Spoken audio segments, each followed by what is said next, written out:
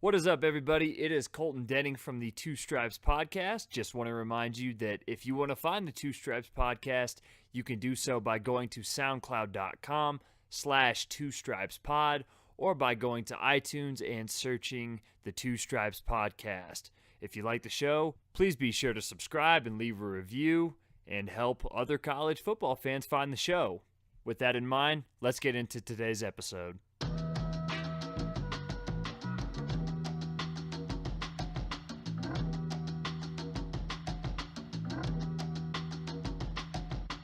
What's happening, everybody? Welcome into another episode of the Two Stripes Podcast, the podcast for you, the college football fan. My name is Colton Denning, and I am your host, coming to you on Wednesday, May 31st, 2017, from Boulder, Colorado. You're probably listening to this on June 1st, though, which is crazy because we are officially only a couple months away from the start of the season. Fall camps are going to kick up here in about a month and a half, so we are not far from the promised land. I want to thank everybody for tuning into the show today. I think you're going to really enjoy this. I had a hell of a time recording this show and talking about the South Florida Bulls. If you know anything about South Florida as just like a regular college football fan, it's probably from the 2007 season when they went into Jordan-Hare Stadium in Auburn and beat the Tigers and eventually got up to number 2 in the polls, and how they played a role in that crazy-ass season a decade ago, which is wild to think that it's been that long since that season. But South Florida's been on the rise. When Willie Taggart took over that program in 2013, they had, I don't want to say fallen off the deep end, but they certainly weren't at the level that they were under Jim Leavitt for a period of time. And in 2013, in his first year, they won 2 games and then increased that to 4, 8, and then 11 last season, with Taggart opting to take the Oregon job before the bowl game. What's funny, though, is I think a lot of mid-major programs would lose a coach like that who is on the rise, and they would be stuck in a real hard place. A school like, say, Houston, after losing Tom Herman and hiring Major Applewhite, which, from my perspective and from a lot of other people's perspective, probably wasn't the best hire, and it remains to be seen how that works out. But I think uninspiring is the best word when it comes to what Houston did. USF, on the other hand, was able to take the misfortune of Charlie Strong and Texas and how his tenure ended there and hire him, which, given his ties to the state of Florida, his ability to recruit, and him knowing that area, I think is a pretty good fit. And he brings his offensive coordinator, Sterling Gilbert, who I think is going to keep a lot of the same principles that Taggart had from the past couple of seasons, with quarterback Quinton Flowers and the now departed running back Marlon Mack at the helm of that offense. But as it stands right now, I think USF is probably the best mid-major team in the country and has a real shot at going to a New Year's Six Bowl, with Flowers having a chance to at least go to New York for the Heisman Trophy ceremony. So to talk about USF and to get a little more knowledge on what's going on with that program, on Memorial Day, I spoke with the managing editor of thedailystampede.com, Collin Sherwin, about USF football and everything going on with that program, from the high-octane offense and Flowers' potential shot at going to the Heisman Trophy ceremony, and to the defense, which was really, really bad last season. And Charlie Strong, of course, his forte is defense, so it'll be interesting to see whether he can keep that offensive machine humming while also improving the defense. But this was one of the most fun podcasts I've ever had the chance to record, and I think you guys are going to really like it, and hopefully you learn a thing or two about USF football, and you keep an eye out on them this season because they're going to be very good. And if you're looking to hitch your allegiance to a team, maybe your squad doesn't look so good this season, or maybe you just need a mid-major to root for, USF is that team. And I think that after you listen to this interview with Collin, you will definitely keep your eye out on them. So let's get right into it. Here is Collin Sherwin of thedailystampede.com.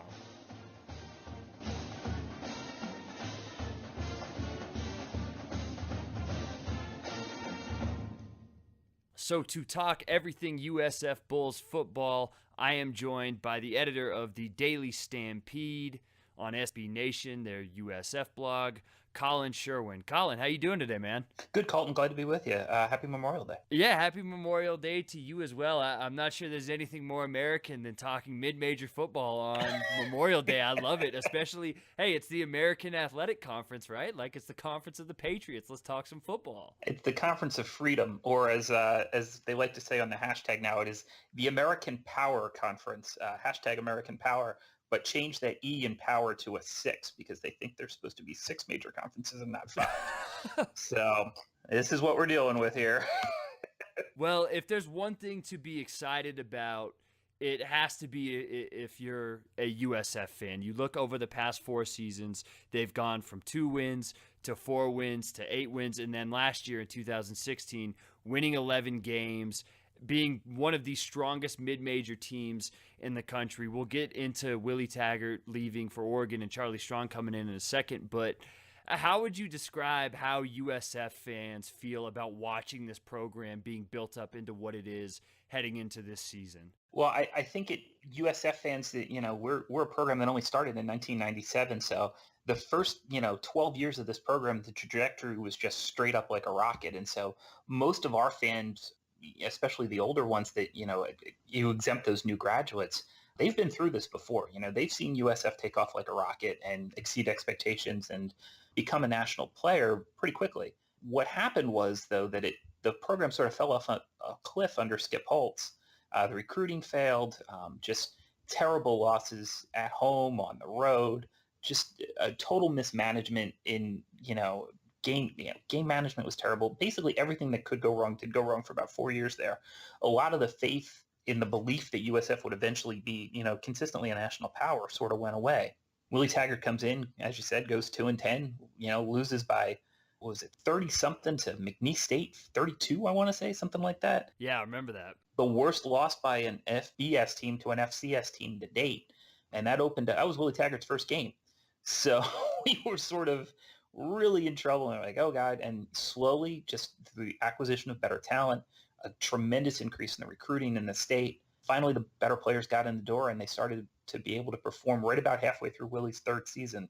And then ever since then, I think people have been super excited about the program. So they're back sort of where USF thinks they should be kind of annually, right back in that top 20, bottom of the top 25 mix, competing for a conference championship, competing for a division championship. That's where USF feels like it's sort of their birthright. And so to get back there is good. But now they need to not only maintain it, they need to be able to grow the base of the program. A lot of people left, a lot of season ticket holders left, a lot of donors left with the recent fall off. And the other part of it, take away what happened on the field. What also happened away from the field is being no longer in the Big East Conference, no longer having BCS access. That's lost a lot of faith in the program as well. So they need to get all those people back in the door to keep this momentum going forward. And 2017, it looks like all the stars are aligned for a heck of a season. You talked about older USF fans seeing the team take off before, and I think if you've watched college football for a while or a period of time, maybe the one thing that comes to note is the 2007 season and USF beating Auburn and rising to number 2 in the polls that year. And that's the one thing that I think stands out to more general college football fans when you think about USF. And you mentioned maybe fans being a little gun shy now that the program has built back up, but it seems like, maybe back then there wasn't as stable of a base, and now it seems like from the outside looking in that even with Willie Taggart leaving, there's a really strong base of what that identity is, what type of players they're looking for, and what that program wants to be. Do you think that's correct? Yes and no. When they beat Auburn, and that magical season of 2007, I was actually an employee for the department at that point. I worked on the development side and then in the sports information side later that year. And for all of us that were around that season, 65,000 screaming people at Raymond James Stadium. You play UCF a couple weeks later, and there's still 60,000+ in the seats. To get back to that level, I think is where USF is the ultimate goal, is to get back to that. And USF hasn't, except for games against the Gators, or excuse me, the Seminoles rather, hasn't really broken 50,000 since. So they got to get more people just consistently bought into the program, just showing up and selling tickets. That's got to be part of what they're doing here. I think USF is much more aware of its space in the pecking order now. In 2007, if you had asked any USF fan, are you going to be a top 10 team, 3 of the next 10 years? They would have said, of course we are. This ended up being the first season that USF actually finished in the top 25 in the AP poll. So it was that 2007 year, and I was just actually talking about this with a reporter for SB Nation, they're working on some stuff about, going back to that crazy 2000 season, just one of the most bizarre in college football here. Yeah, it was crazy. And, part of that retrospective is they called me and asked me, what happened to USF that year and the roller coaster ride that it was. And I think so many fans remember that specific season and how special it was. But now it's time to take that away, say, hey, we were never really going to play for a national championship. Let's all calm down a little bit here. You might have been number 2 for about 5 days, but let's chill out on the competing for national championship and focus on what you can control, which is getting that group of 5 berth into a New Year's Day game and winning a conference championship, which USF has yet to do. So with Charlie Strong taking that job over from Willie Taggart, how well do you think he fits that job? Well, when Charlie got up here in his first press conference, he said, hey, that offense, unbelievable. It's fast breaking. USF was one of the most efficient offenses in the country last year with Quinton Flowers and Marlon Mack, Rodney Adams, and guys who can just make plays all over the field. The athletes that USF has compared to the opponents that they play, especially on offense, it is almost unfair. We are the cheat code last season offensively. So he came in and said things like, well, we may need to slow that offense down a little bit to get the defense a little time to breathe. And all of our fans just went, no, don't do it. And since he's gotten here, and I was at some of those practices out there, they opened up the spring practices to media. The ones that I saw, they didn't change a thing. And I think they started to realize that, look, you have Quintin Flowers going to be a legitimate Heisman candidate this year. He is a special player, a special kind of athlete. The playmakers that USF have on the perimeter are so special and so good that, you know what, just go out there, and even if you got to score 7 and give up 7 right away, that's fine because you'll get the ball back. And I think that Charlie has sort of seen the talent that he has and adjusted for what's here already. And what's here is a truly prolific, special, amazing offense. If this defense can just get in the way, get a few stops, get off the field every once in a while, USF's going to be totally fine, especially against this schedule, which is very, very soft this year. One of the things that people really liked about his hire there was his ties to Florida and Florida recruiting. Of course, he spent so many years under Ron Zook and Urban Meyer at Florida on the defensive side of the ball, and now he is back in Tampa Bay. And I want to get your thoughts on the state of Florida recruiting. I talked with Alligator Army about this a couple of months ago. It's a different perspective when you're a Florida fan or a Miami fan or an FSU fan. Those 3 schools are always going to get the high-end talent in the state of Florida. And now you're even seeing Ohio State and Alabama go into Florida and almost pick and choose the blue chip kids that they want as well. And it's really affected, I would say, UF's recruiting and maybe even Miami a little bit, maybe not so much FSU, but those two have definitely made a dent in that state. But if you take, not a step down below, but just at some of that other talent, maybe the less heralded talent in Florida, now you have a guy like Charlie Strong, who's a great recruiter at USF. You have Lane Kiffin, who, say what you want about him, but he can recruit. He's at FAU, and I think the same would go historically for Butch Davis, who has a reputation as a great recruiter, and he's at FIU. Would you say that this is probably the most competitive that the state of Florida recruiting has been, at least since you follow college football? Absolutely.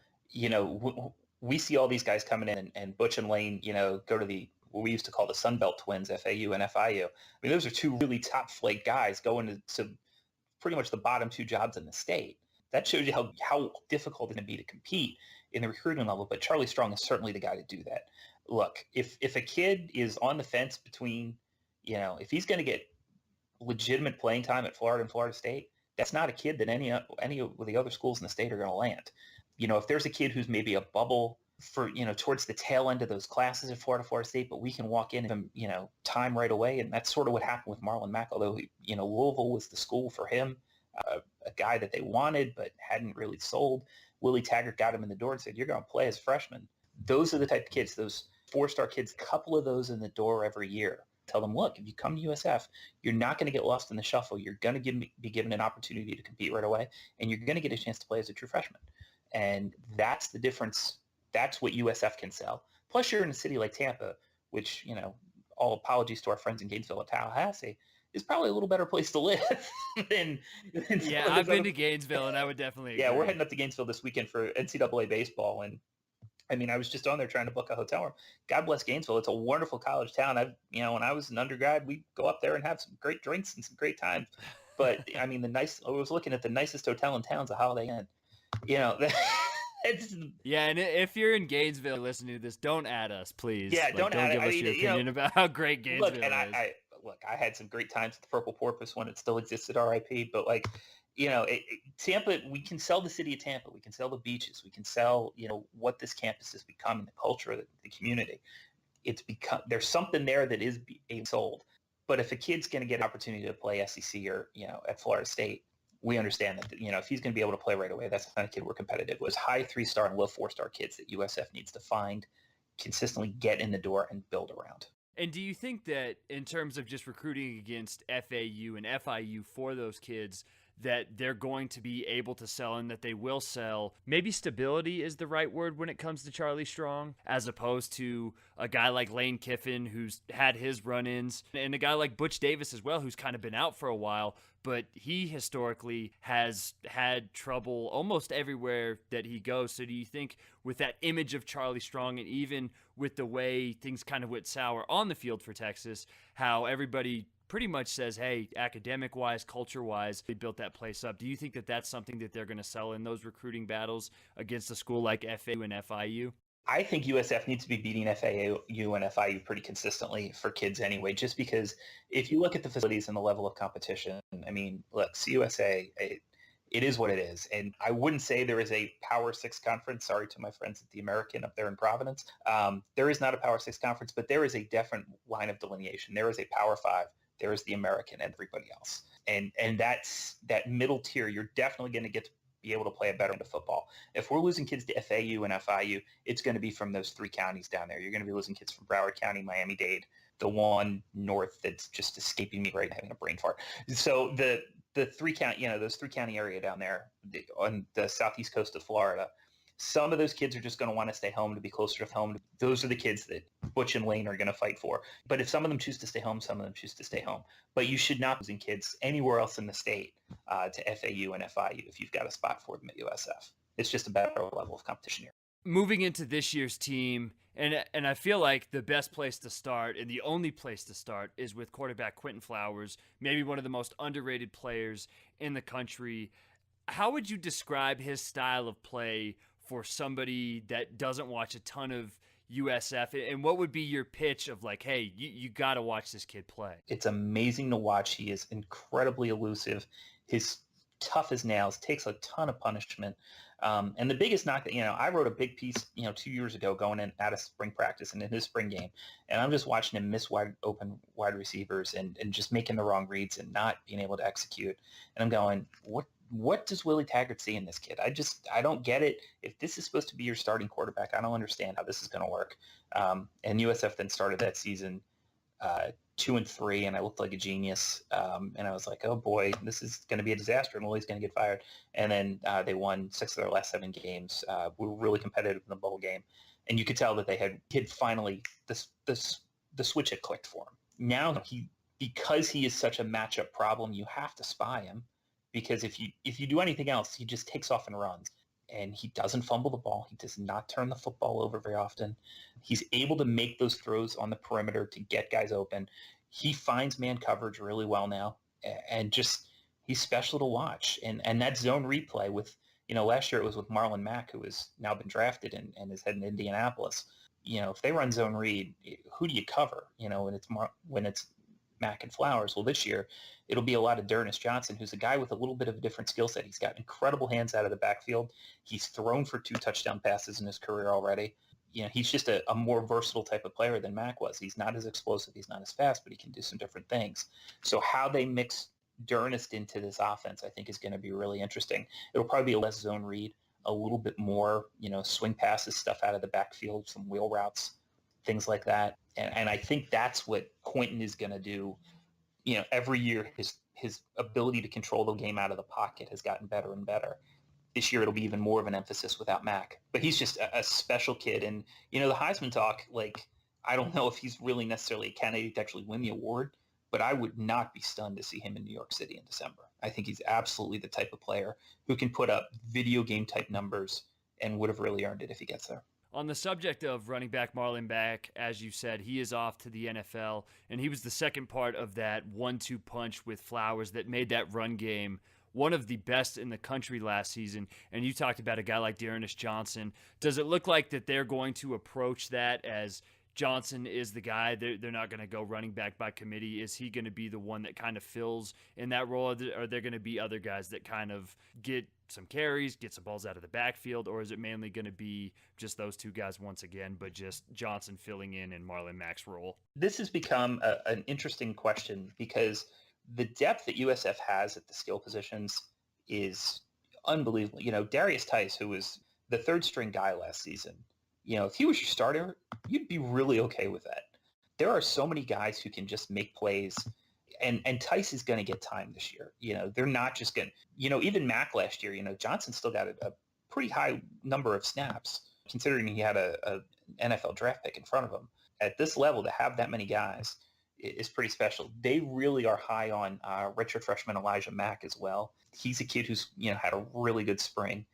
Big kid, 6 foot, 205, but really can lay into people, can lower the shoulder. He's going to get time. Trevon Sands got some looks last year as well. He got hurt for a little bit, but he's a guy so they'll play a lot of guys. But I think Johnson's going to be the guy who starts pretty much every game, barring injury.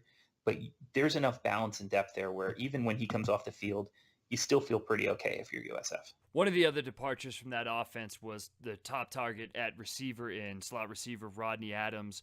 But despite his departure, USF brings back a few big play receivers, but it doesn't seem like they have an efficiency guy, kind of like Rodney Adams was. They have a guy like Marquez Valdez-Scantling and Tyree McCants, who are big play guys. But do you think that the passing game is going to be able to find a viable solution early on to some of that efficiency that a guy like Rodney Adams was able to give Quintin Flowers?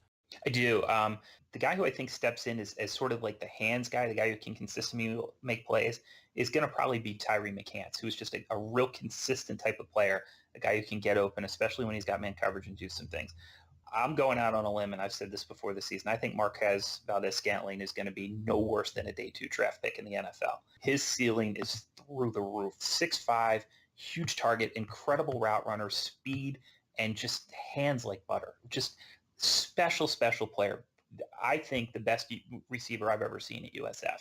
And we've had, guys like, Rodney Adams and Andre Davis come through here. So Carlton Mitchell, good. So we've had some guys who can really play. The best guy I've ever seen so far is Kez. And I really think he's going to be a guy who makes an incredible impact this season because he's going to get the coverages he needs to do that. The other kid to look out for is Darnell Solomon, who played a little bit as a true freshman last year. He's got some breakaway speed. He's 6'3", can really make some plays out of Miami Central. Just one of those Miami kids who can just, speed for days down there. And he's another guy, the depth at receiver, a kid like Stanley Clairvaux, who's had some, 2 years, he's lost 2 years to injury, but he can really play. Chris Barr is another kid who can really play. Rasheem Bronson is a guy who can take the top off on the defense. Where USF will be people, Marquez will probably be the guy with the most yards, probably the most TDs at the end of the year, but there is such depth. And, so when they go 4 wide, they've got 4 guys out there who can each make a play.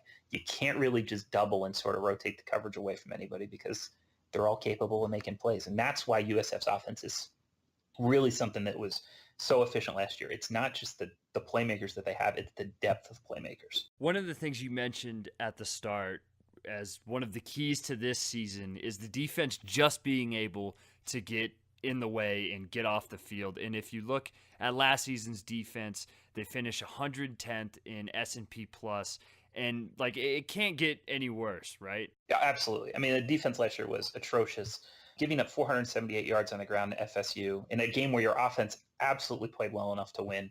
They got humiliated that day.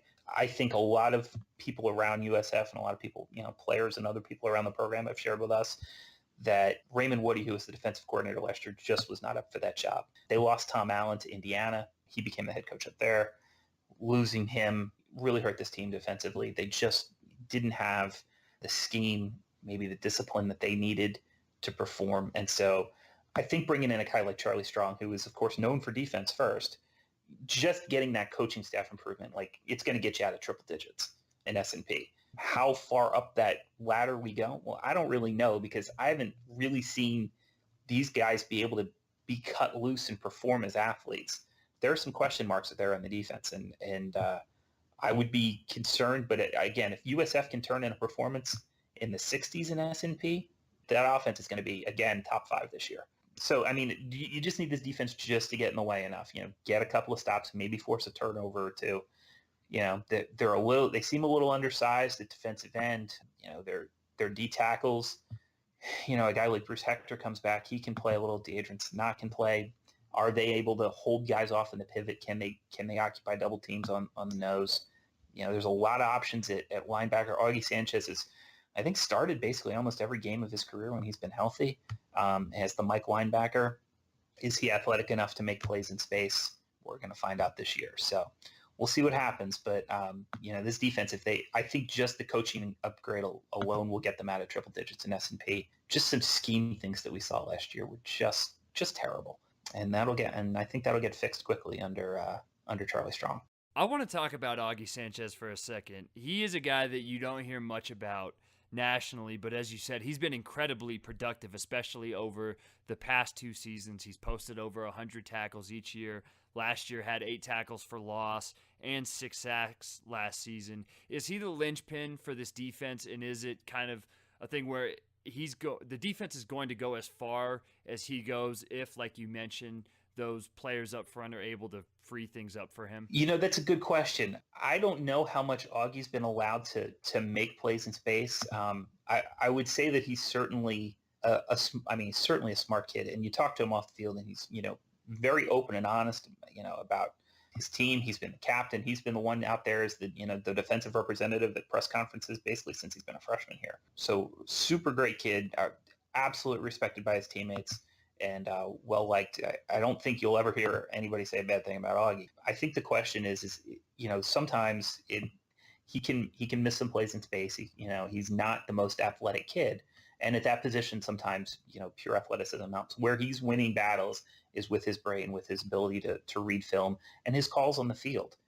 You'll see him, making checks at the line, and he is the quarterback out there for the defense. So his contribution to the team may be as much getting the other 10 players around him in the right position, and he does that well. And also, as it gets a year older, a year better in the system, I think he'll be okay as well. But he is a guy that USF will need to be productive if they're going to be able to get that defense out of the triple digits and up to a level where the offense can just show what they are.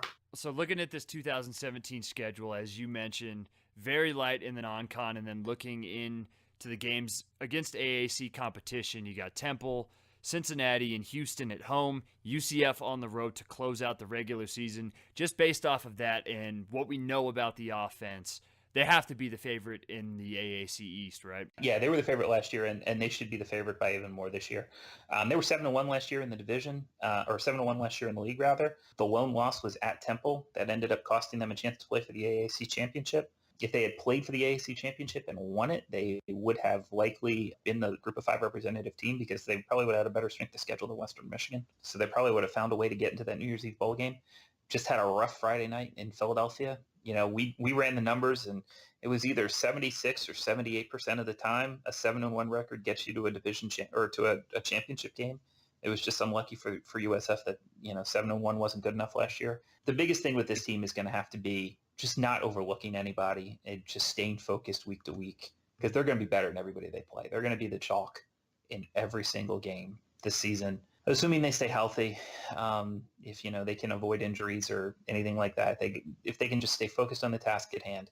And that's going to be tough to do, because last year you had a game against Florida State at home where you could sort of rally around and say, all right, well, we got something, we got a chance to prove ourselves on a national stage.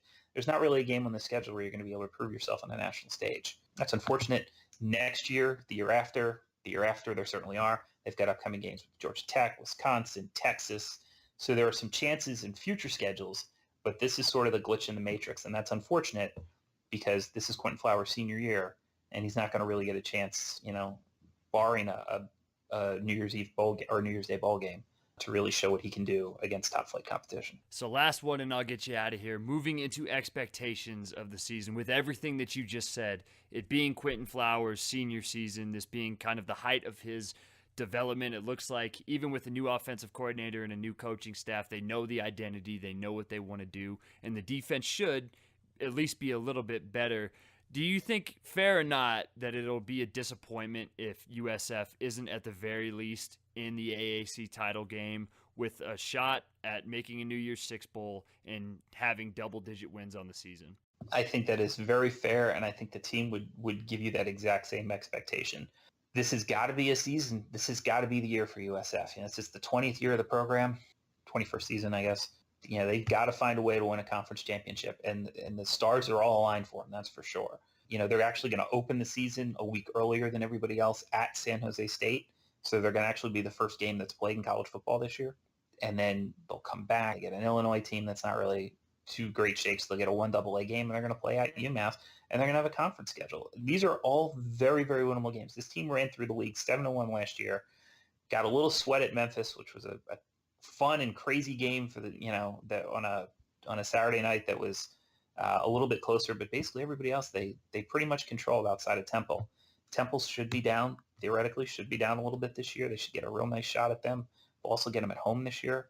I mean, everything sets up perfectly. And if they can avoid injuries, there's really not going to be a lot of excuse for them not to be able to run through the schedule at worst at 11-1. Well, if you are not a USF fan, I think this podcast would just be your indicator that you need to watch this team. They're one of the best mid-majors in the country, and by January, you could see Quintin Flowers in New York for the Heisman ceremony and could see them playing a Power 5 team in one of those New Year's Six games. And if you want to keep up with anything USF football or USF sports related, be sure to go to thedailystampede.com and follow them on Twitter at StampedeSBN. And you can catch Collin on Twitter at USF Collin. Collin, thank you for joining the show and dropping knowledge on USF.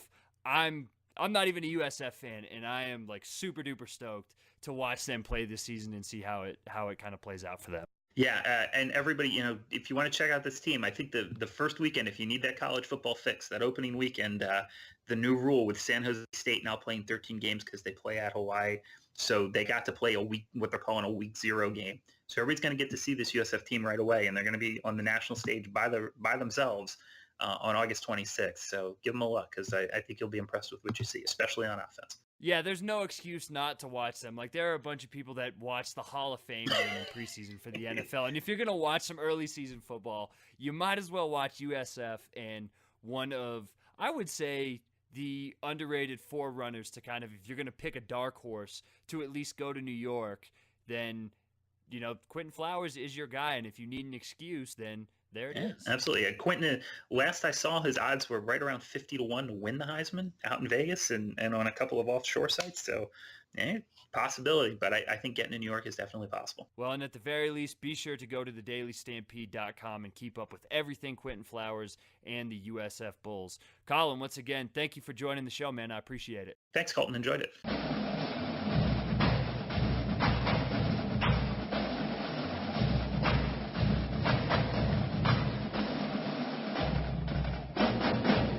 Quintin Flowers for Heisman, man. I'm all in on it. I think that anytime a player from a mid-major conference, or I guess we're calling it the Group of 5 conferences now, can make some noise and bring publicity to a school, I think that that's a great thing. We saw it with Jordan Lynch at NIU. We saw it more on a team basis with PJ Fleck in Western Michigan the past couple of seasons. And for a sport that is basically dominated by heavyweights, it's always fun to have either that underdog story or a team that just gets less shine kind of get to be in the spotlight. So keep your eye on not only Quintin Flowers, but the USF Bulls as well. Like I said in the intro, if you're looking for a team to just root for that'll be really fun to watch, especially on offense, then that's probably your go-to. So very excited to watch the Bulls this season, and I hope that Flowers and that offensive group stay healthy, and I think Charlie Strong's a pretty good dude too. I think that it was unfortunate the way that things shook out at Texas, but I believe that he's going to have a lot of success for as long as he's in Tampa Bay, and I look forward to watching that program. Thank you once again to Collin Sherwin for joining the show. Go to thedailystampede.com to keep up with everything USF football and other sports, and also make sure to check them out on Twitter at StampedeSBN and Collin's work at USF Collin. That's wrapping it up for this show, though. Want to thank everybody who listened in. Make sure to go to soundcloud.com/twostripespod or search the Two Stripes Podcast on iTunes to find all of the episodes of the Two Stripes Podcast there. You can also hit me up on Twitter at Dubsco. That's DUBSCO for any questions, comments, concerns, whatever you think of the podcast. Be sure to hit me up on Twitter there.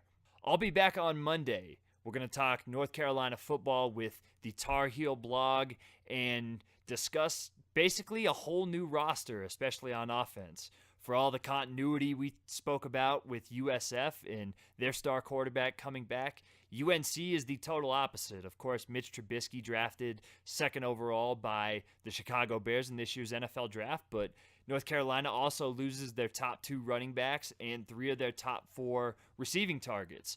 They had, I think, the second least returning amount of production in the whole country heading into this season. So it'll be interesting to hear what Jay Exum of Tar Heel Blog has to say about North Carolina and their prospects in the ACC. But that'll be on Monday. Until then, though, I want to thank you all for listening to the show. My name is Colton Denning, and I'll catch you next week.